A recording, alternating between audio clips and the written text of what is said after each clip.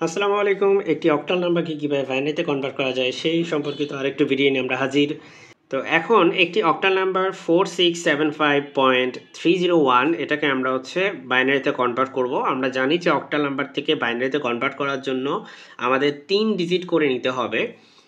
তার মানে যেহেতু অক্টাল নাম্বার মানে বেজ 8 আর 8 মানে 2 টু দি পাওয়ার 3, এই যে পাওয়ারে আছে 3, এই 3 ডিজিট করে কনভার্ট করব। তার মানে প্রত্যেকটা অক্টাল নাম্বারকে আমরা 3 ডিজিটের বাইনারি হিসাবে লিখব। তো আমরা অক্টাল নাম্বারটাকে একটু সাজিয়ে নিলাম। আমাদের এখানে আছে 4, এই মোস্ট সিগনিফিকেন্ট বিটের 4, এটাকে ইকুইভ্যালেন্ট বাইনারি নাম্বার 100 তে লিখব। আর 6 এটাকে ইকুইভ্যালেন্ট বাইনারি নাম্বার 110 লিখব। আর 7 কে ইকুইভ্যালেন্ট বাইনারি নাম্বার 111 লিখব। 5 কে ইকুইভ্যালেন্ট বাইনারি নাম্বার 101 লিখব। দেন একটা দশমিক আছে, তাই একটা দশমিক দিব এখানে। তারপর 3 কে আমরা ইকুইভ্যালেন্ট বাইনারি নাম্বার 011 লিখব।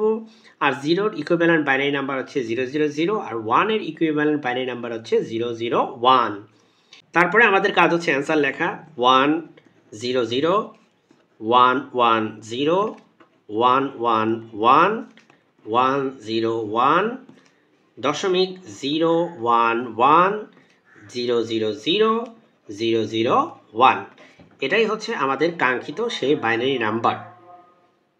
সকলকে ধন্যবাদ। আল্লাহ হাফেজ।